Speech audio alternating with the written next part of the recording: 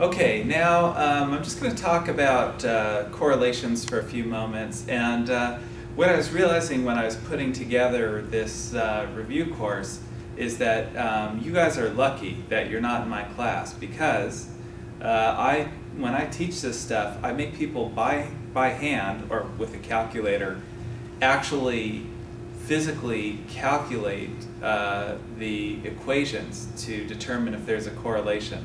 And it is tedious, but when you do that, you really, I think, have a deeper level of understanding of what the hell you're doing. So I've found that helps people learn. I'm not going to go through that here, and I'm not going to say that you have to do it when you're preparing for the comp exam, but it's actually not a bad idea to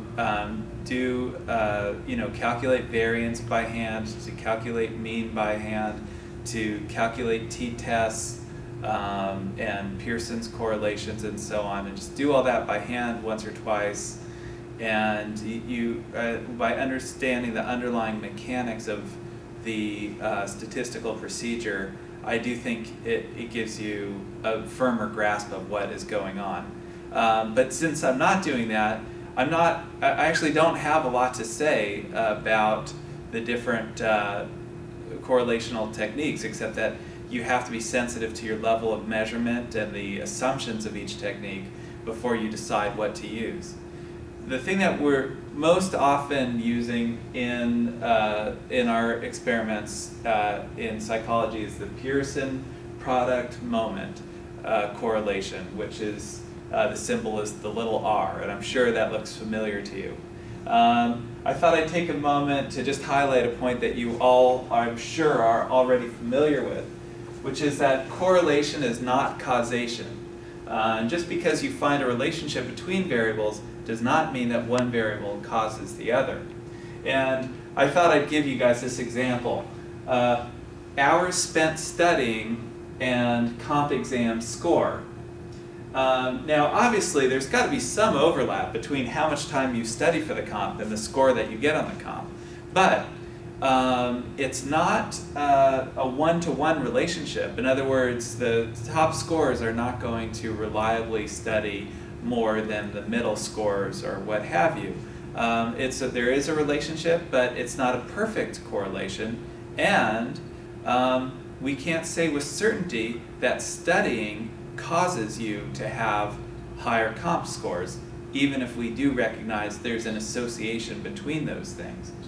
One of the things that I always make clear to students when I'm teaching correlation is that if you square R, then you get a measure of shared variance. That means basically if you were to draw these Venn diagrams, R squared is this area in here.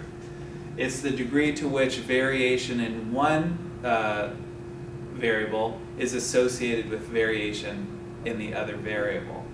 And I would like to hope, actually, that this picture would have more overlap, but we haven't run that experiment. Now, when you get your Pearson's R, I think it's tempting to think that you know more than you actually do. And I'm showing you guys this slide, which I think really nicely indicates why you need to look at the scatter plot when you're interpreting your Pearson's R results.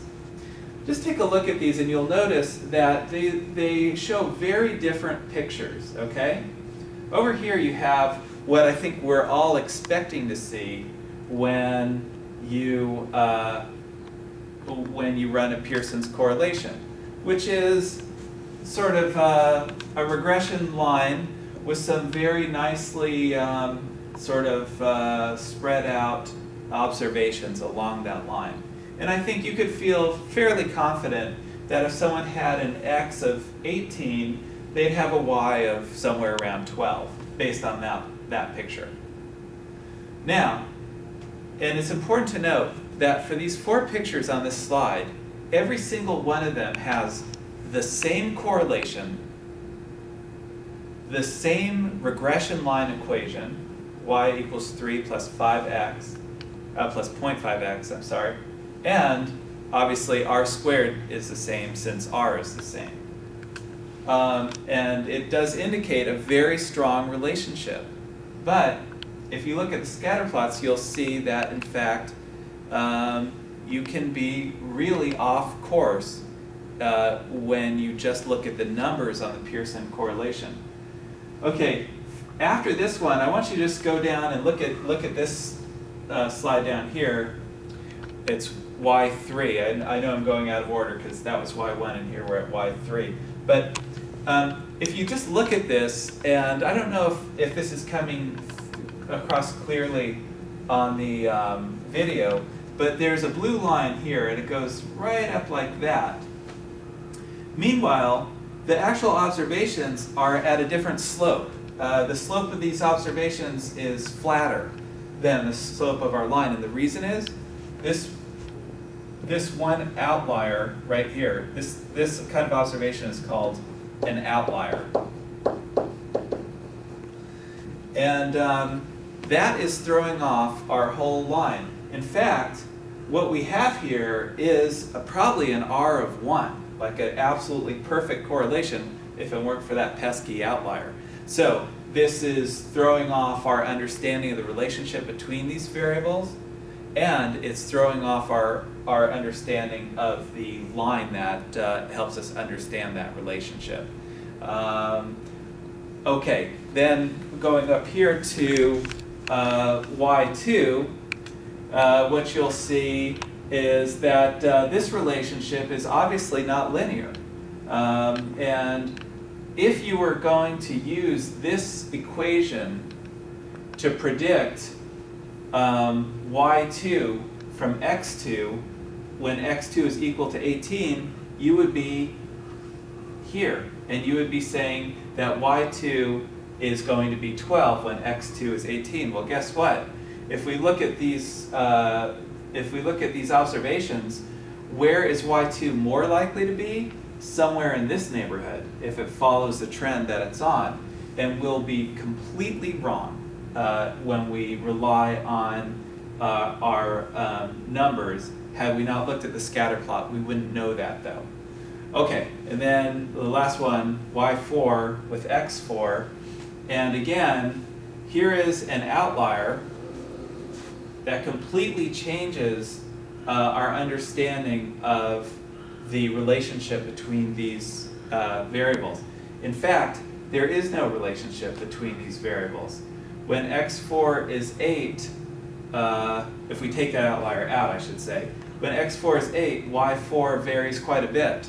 And there's no way to predict what y4 will be given x4 as long as x4 is 8.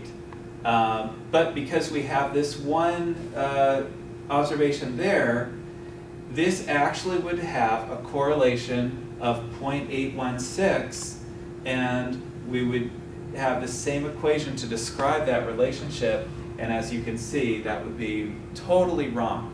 So what I'm trying to get across here is please observe the scatter plots when you're calculating Pearson's R.